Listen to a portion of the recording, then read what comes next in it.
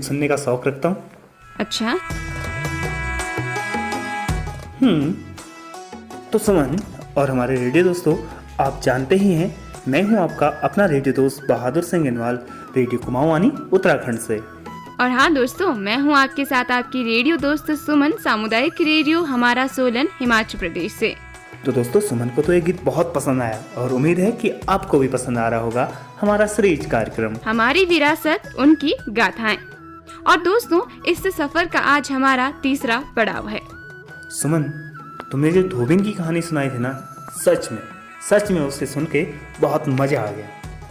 शुक्रिया बहादुर, तुम्हें ये हिमाचल की लोक गाथा पसंद आई। उम्मीद है कि हमारे जो श्रोता दोस्त हैं उनको भी ये कहानी जरूर पसंद आई होगी।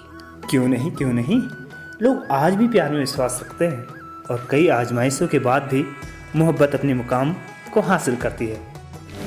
इश्क मेरा मजहब, मोहब्बत मेरा ईमान।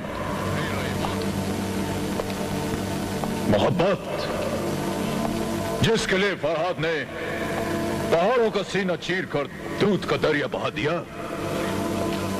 मोहब्बत जिसके लिए मजनू ने सहराओं की खाक छानी। उसी मोहब्बत के लिए काबुल का ये पठान सरजमीन हिंदुस्तान से मोहब्बत का खैर मांगने आया है। आजमाइश कड़ी है, इम्तिहान मुश्किल, लेकिन हौसला बुलंद। जीत हमेशा मोहब्बत का हुआ है। सदियों से यही होता आया है, यही होगा। खुदा गवाह है, खुदा गवाह है। बहुत खूब। लगता है आज बहादुर कुछ मजेदार कहानी हमें सुनाने वाले हैं इस कार्यक्रम में। हाँ सुमन, आज की कहानी मेरे दिल के बहुत ही करीब है। तो इसकी कोई खास वजह तो होगी? है ना, हिमालय का सौंदर्य जितना आकर्षक है उतनी ही सुंदर प्रेम कहानियां यहाँ की लोक कथाओं और गीतों में दिखाई देती हैं। उत्तराखंड के विभिन्न हिस्सों में प्रेम कहानियों लोक गाथाओं के रूप में जन जन तक पहुंची हैं। हालांकि यह अधिकतर राजघरानों से जुड़ी हैं, लेकिन वह आम आदमी तक प्यार का संदेश छोड़ने में कामयाब रही हैं। हरुहित और जगदेश पंवार की कहानी तो है ही। रामी बौरानी को अपने पति के इंतजार में सालों गुजारना उसके समर्पण को दर्शाता है। इन सबसे बढ़कर राजूला मालुशाही की अमर प्रेम कथा है, जो प्रेम का प्रतीक मानी जाती है। समझ में आता नहीं कि मर्जिला दवा क्या है, कि बस हकीम का चलता नहीं दवा क्या है। तेरे ही वास्ते दर दर फिरा हूँ आवारा, तू ही बता दे सनम तेरी रजा क्या है। वाह, बहुत खूब सुमन। अब तो बता दो कि रजा क्या है आपकी। कब सुनाएंगी ये कहानी हमें और हमारे श्रोताओं को? तो आपकी उत्सुकता को यहीं पर खत्म करते हैं और चलते हैं अपने रेडियो दोस्त जितेंद्र अकवाल के पास। वो सुनाएंगे हमें ये कहानी। मैं तो भाई बहुत ज्यादा उत्सुक हूँ इस कहानी को सुनने के लिए। श्रोताओं, आप भी जरूर होंगे। चलिए तो हम सुनते हैं ये कहानी।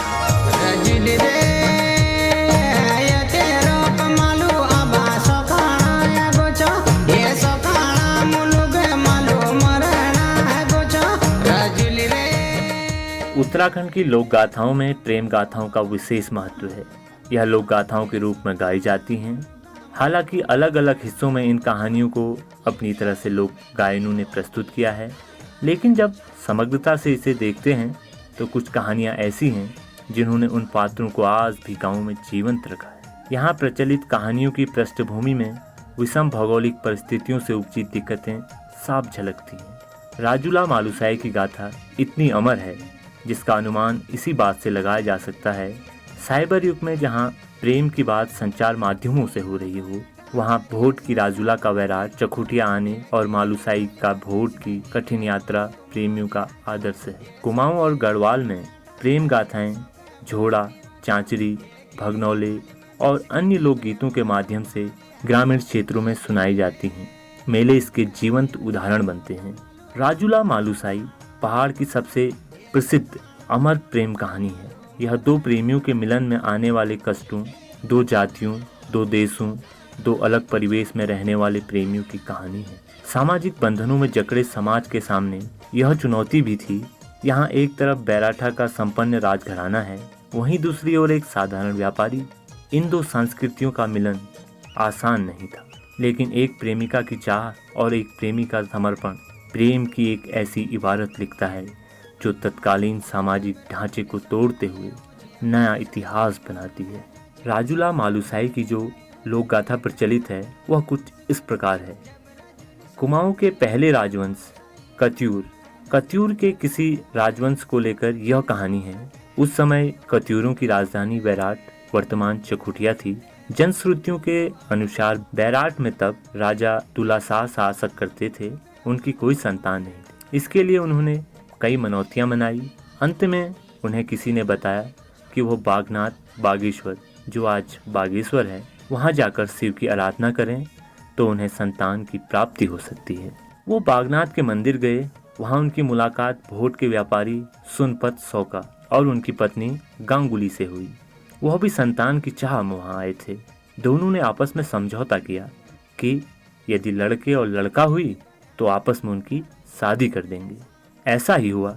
भगवान बागनाथ की कृपा से बैराट के राजा का पुत्र हुआ। उसका नाम मालुसाई रखा गया। सुनपत सौका के घर में लड़की हुई। उसका नाम राजूला रखा गया। समय बीतता गया। जहाँ बैराट के मालू बचपन से जवानी में कदम रखने लगा, वहीं भोट में राजूला का सौंदर्य लोगों में चर्चा का विषय बन गया। वह जिधर भी निकलती उसका लावण्य सबको अपनी ओर खींचता था। पुत्र जन्म के बाद तोलूसाही ने ज्योतिषियों को बुलाया और बच्चे के भाग्य पर विचार करने को कहा। ज्योतिषी ने बताया, हे राजा, तेरा पुत्र बहुरंगी है, लेकिन इसकी अल्प मृत्यु का योग है। इसका निवारण करने के लिए जन्म के 5वें दिन इसका विवाह किसी नौरंगी कन्या से करना होगा। राजा ने अपने पुरोहित को सौका देश भेजा और उसकी कन्या राजूला से ब्याह करने की बात की। सुनपत तैयार हो गए और खुशी खुशी अपनी नवजात पुत्री राजूला का प्रतीकात्मक विवाह मालुसाई के साथ कर दिया। लेकिन विधि का विधान कुछ और था। इसी बीच राजा दोलूसाई की मृत्यु हो गई। इस अवसर का फायदा दरबारियों ने उठाया। यह प्रचार कर दिया, जो बालिका मंगनी के बाद अपने ससुर को खा गई, अगर वह राज्य में आएगी तो अनर्थ हो जाएगा। इसीलिए मालुसाई से यह बात गुप्त रखी जाए। धीरे धीरे दोनों जवान होने लगे। राजूला जब युवा हो गई तो सुनपत सौका को लगा कि मैंने इस लड़की को रंगोली बैराट में ब्याहने का वचन राजा धोलूसाही को दिया था, लेकिन वहाँ से कोई खबर नहीं है। यही सोचकर वह चिंतित रहने लगी। एक दिन राजूला ने अपनी माँ से पूछा, माँ, दिशाओं में कौन दिशा प्यारी, पेड़ों में पेड़ बड़ा, गंगाओं में कौन गंगा, देव में कौन देव, राजाओं में कौन राजा और देश में कौन देश। उसकी माँ ने उत्तर दिया, दिशाओं में प्यारी पूर्व दिशा जो नौखंडी पृथ्वी को प्रकाशित करती है। पेड़ में पीपल सबसे बड़ा है क्योंकि उसमें देवताओं का वास होता है। गंगाओं में सबसे बड़ी भागीरथी जो सबके पाप धोती है। देवताओं में सबसे बड़े महादेव जो आशुतोष हैं। राजाओं में राजा है, राजा रंगीला मालुसाही, और देशों में देश है, रंगीली बैराट। तब राजूला धीमे से मुस्कुराई और उसने अपनी माँ से कहा, हे माँ, मेरा विवाह रंगीले बैराट में ही करना। इसी बीच हूण देश की राजा विक्कीपाल सुनपति सौका के यहाँ आया और उसने अपने लिए राजूला का हाथ मांगा। सुनपति को धमकाया कि अगर उसने अपनी कन्या का विवाह मुझसे नहीं किया तो हम तुम्हारे देश को उजाड़ देंगे। इस बीच में मालुसाई ने सपने में राजूला को देखा और उसके रूप को देखकर मोहित हो गया और उसने सपने में ही राजूला को वचन दिया, एक दिन मैं तुम्हें ब्याह कर ले जाऊंगा। यही सपना राजूला को भी हुआ। एक ओर मालुसाई का वचन और दूसरी ओर हूण राजा विक्कीपाल की धमकी। इन सब से व्यथित होकर राजूला ने निश्चय किया कि वह स्वयं बैराट देश जाएगा और मालुसाई से मिलेगा। उसने अपनी माँ से बैराट का रास्ता पूछा, लेकिन उसकी माँ ने कहा, बेटी, तुझे तो हूण देश जाना है, बैराट के रास्ते से तुझे क्या मतलब। एक रात राजूला चुपचाप हीरे की एक अंगूठी लेकर राजूला रंगीली बैराट की ओर चल पड़ी। वह पहाड़ों को पार कर मुनस्यारी और फिर बागेश्वर पहुंची। वहां से उसे कपू पक्षी ने बैराट का रास्ता दिखाया। लेकिन इस बीच जब मालुसाई ने सौका देश जाकर राजूला को ब्याह कर लाने की बात की तो उसकी माँ ने बहुत समझाया। उसने खाना पीना और अपनी रानियों से बात करना भी बंद कर दिया। लेकिन जब वो नहीं माना तो उसे 12 वर्षीय निर्द्रा जड़ी सुना दी गई, जिससे वह गहरी नींद में सो गया। इसी दौरान राजूला मालूसाई के पास पहुंची और उसने मालूसाई को उठाने की काफ़ी कोशिश की, लेकिन वह तो जड़ी के वेश में सोया था, सो उठ नहीं पाया। निराश होकर राजूला ने अपने साथ में लाई हीरे की अंगूठी पहना दी और एक पत्र उसके सिरहाने में रख दिया और रोते रोते अपने देश लौट गई। सब सामान्य हो जाने पर मालूसाई की निद्रा खोल दी गई। जैसे ही मालू होश में आया, उसने अपने हाथ में राजूला की पहनाई अंगूठी देखी तो उसे सब याद आया और उसे वह पत्र भी दिखाई दिया जिसमें लिखा था, हे मालू, मैं तो तेरे पास आई थी, लेकिन तू तो निद्रा के वश में था। अगर तूने अपनी माँ का दूध पिया है तो मुझे लेने हूँ देश आना, क्योंकि मेरे पिता अब मुझे कहीं और ब्याह रहे हैं। यह सब देखकर राजा मालू अपना सिर पीटने लगे। अचानक उन्हें ध्यान आया कि मुझे अब गुरु गोरखनाथ की शरण में जाना चाहिए, तो मालू गोरखनाथ जी के पास चले गए। गुरु गोरखनाथ जी धूनी समाये बैठे थे। राजा मालू ने उन्हें प्रणाम किया और कहा कि हे, मुझे राजूला से मिला दो, मगर गुरुजी ने कोई उत्तर नहीं दिया। इसके बाद मालू ने अपना मुकुट और राशि कपड़े नदी में बहा दिए और धूनी की राख को शरीर में मलकर एक सफ़ेद धोती पहनकर गुरुजी के सामने गया और कहा, हे गुरु गोरखनाथ जी, मुझे राजूला चाहिए। आप यह बता दो कि मुझे वह कैसे मिलेगी। अगर आप नहीं बताओगे तो मैं यहीं पर विषपान करके अपनी जान दे दूंगा। तब बाबा ने आंखें खोली और मालू को समझाया कि जाकर अपना राजपाट संभाल और रानियों के साथ रह। उन्होंने यह भी कहा, देख मालूसाई, हम तेरी डोली सजाएंगे और उसमें एक लड़की को बिठा देंगे और उसका नाम रखेंगे राजूला। लेकिन मालू नहीं माना। उसने कहा, गुरुजी, यह तो आप कर दोगे, लेकिन मेरी राजूला के जैसे नख सिख कहाँ से लाओगे। तो गुरुजी ने उसे दीक्षा दी और बोक्साड़ी विद्या सिखाई, साथ ही तंत्र मंत्र भी दिए ताकि उसे हूण और सौका देश का विष उसे न लग सके। तब मालू के कान छेदे गए, सिर मुड़ाया गया। गुरु ने कहा, जा मालू, पहले अपनी माँ से भिक्षा लेकर आ और महल में भिक्षा में खाना खाकर आ। तब मालू सीधे अपने महल पहुँचा और भिक्षा और खाना मांगा। रानी ने उसे देखकर कहा कि हे जोगी, तू मेरा मालू जैसा दिखता है। मालू ने उत्तर दिया कि मैं तेरा मालू नहीं, एक जोगी हूँ, मुझे खाना दे। रानी ने उसे खाना दिया तो मालू ने 5 ग्रास बनाए। पहला ग्रास गाय के नाम रखा, दूसरा बिल्ली को दिया, तीसरा अग्नि के नाम छोड़ा, चौथा ग्रास कुत्ते को दिया और 5वां ग्रास खुद खाया। तो रानी धर्मा समझ गई कि ये मेरा पुत्र मालू ही है, क्योंकि वह पंचग्रासी था। इस पर रानी ने मालू से कहा कि बेटा, तू क्यों जोगी बन गया राजपाट छोड़कर। तो मालू ने कहा, माँ, तू इतनी आतुर क्यों हो रही है, मैं जल्दी ही राजूला को लेकर आऊँगा। तुझे होनियों के देश जाना है अपनी राजूला को लाने। रानी धर्मा ने उसे बहुत समझाया, लेकिन मालू फिर भी नहीं माना। तो रानी ने अपने कुछ सैनिकों को उसके साथ भेज दिया। मालूसाई जोगी के वेश में घूमता हुआ हूण देश पहुंचा। उस देश में विष की बावड़ियाँ थी, उनका पानी पीकर सभी अचेत हो गए। तभी विष की अधिष्ठात्री विशैला ने मालू को अचेत देखा तो उसे उस पर दया आ गई और उसका विष निकाल दिया। मालू घूमते घूमते राजूला के महल पहुंचा। वहां बड़ी चहल पहल थी, क्योंकि विक्खीपाल राजूला को ब्याह कर लाया था। मालू ने अलख लगाई और बोला, दे माई भिक्षा। तो इटलाती और गहनों से लदी राजूला सोने के थाल में भिक्षा लेकर आई और बोली, ले जोगी भिक्षा। पर जोगी उसे देखता रह गया। उसे अपने सपनों में आई राजूला को साक्षात देखा तो सुध बुध ही भूल गया। जोगी ने कहा, अरे रानी, तू तो बड़ी भाग्यशाली है, यहाँ कहाँ से आ गई। राजूला ने कहा, जोगी बता, मेरी हाथ की रेखाएं क्या कहती हैं। तो जोगी ने कहा, मैं बिना नाम ग्राम के हाथ नहीं देखता। तो राजूला ने कहा कि मैं सुनपत सौका की लड़की राजूला हूँ। अब बता जोगी, मेरा भाग्य क्या है। तो जोगी ने प्यार से उसका हाथ अपने हाथ में रख लिया और कहा, चेली, तेरा भाग्य कैसा फूटा, तेरे भाग्य में तो रंगीली वैराट का मालूसा ही था। तो राजूला ने रोते हुए कहा, हे जोगी, मेरे माँ बाप ने मुझे विक्की पाल से विवाह कर दिया, गोट की बकरी की तरह होड़ देश भेज दिया। तो मालूसाही अपना जोगी वेश उतार कर कहता है, मैंने तेरे लिए ही जोग वेश लिया है, मैं तुझे यहाँ से छुड़ा कर ले जाऊँगा। तब राजूला ने विक्की पाल को बुलाया और कहा कि ये जोगी बड़ा काम का है और बहुत विद्याएं जानता है, यह हमारे काम आएगा। तो विक्की पाल मान जाता है, लेकिन जोगी के मुख पर राजा सा प्रताप देकर उसे शक तो हो ही जाता है। उसने मालूसाही को अपने महल में तो रख लिया, लेकिन उसकी तो लेता रहा। राजूला मालू से छुप छुप कर मिलती रही, तो विक्कीपाल को पता चल गया कि वह वैराट का राजा मालूसाही है।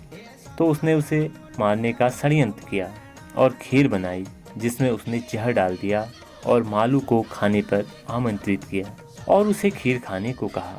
खीर खाते ही मालू मर गया।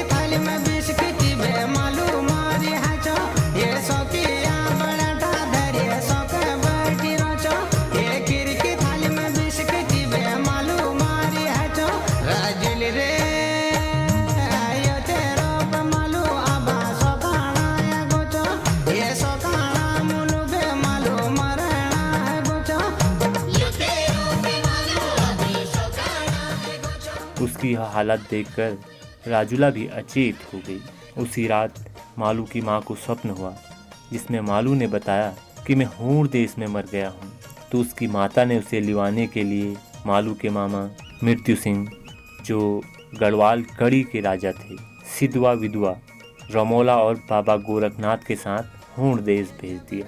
सिद्धवा विधवा रमोला के साथ मालू के मामा मृत्यु सिंह होड़ देश पहुँचे। बोगसाड़ी विद्या का प्रयोग कर उन्होंने मालू को जीवित कर दिया और मालू ने महल में जाकर राजूला को भी जगाया और फिर इसके सैनिकों ने होड़ियों को काट डाला और राजा विक्कीपाल भी मारा गया। तब मालू ने वैराट संदेश भिजवाया कि नगर को सजाओ, मैं राजूला को रानी बनाकर ला रहा हूँ।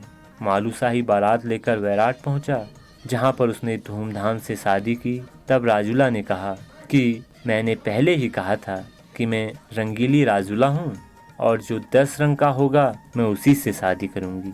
आज मालू, तुमने मेरी लाज रख ली, तुम मेरे जन्म जन्म के साथी हो। और वह दोनों साथ साथ खुशी खुशी रहने लगे और प्रजा की सेवा करने लगे।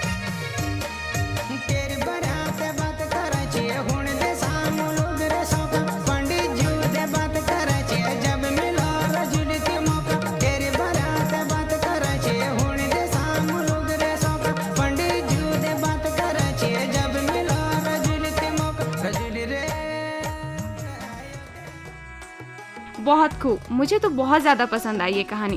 वैसे प्यार करने वाले लोग भी अलग ही होते हैं, बस इनके लिए तो मैं इतना ही कहूँगी, मत पूछ मेरे हौसलों की हदों के बारे में। ये वो पंछी हैं जो जानते नहीं सरहदों के बारे में। उड़ते रहते हैं ये निरंतर ख्वाहिशों के आसमानों में और बाज नहीं आते कभी तकदीर को आजमाने से। बहुत खूब सुमन, राजूला और मालू के हौसले को बयां भी नहीं किया जा सकता। यह कहानी भी उनके अजर अमर प्रेम की दास्तान बन इतिहास में जड़ गई कि किस प्रकार एक राजा सामान्य सी सौखे की कन्या के लिए राजपाट छोड़कर जोगी का भेष बनाकर वन वन भटका।